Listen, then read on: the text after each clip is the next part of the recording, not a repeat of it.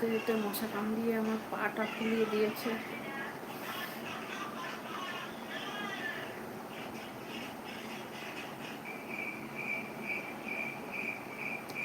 আমরা ভোরবেলা 3টের সময় উঠি। ওয়াও, এখনো ঘুমাওনি? ভোর 3টায় উঠবে?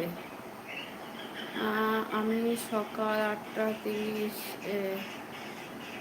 শুক্লে দিদি দেখে ঘুম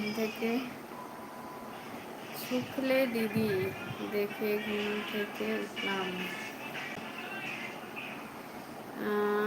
আমরা আজকে কালকে বলে নয়।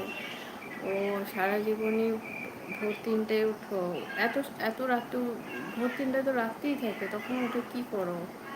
সারাটা জীবন 3টের সময় উঠতে হয় মাল ডেলিভারি করার জন্য।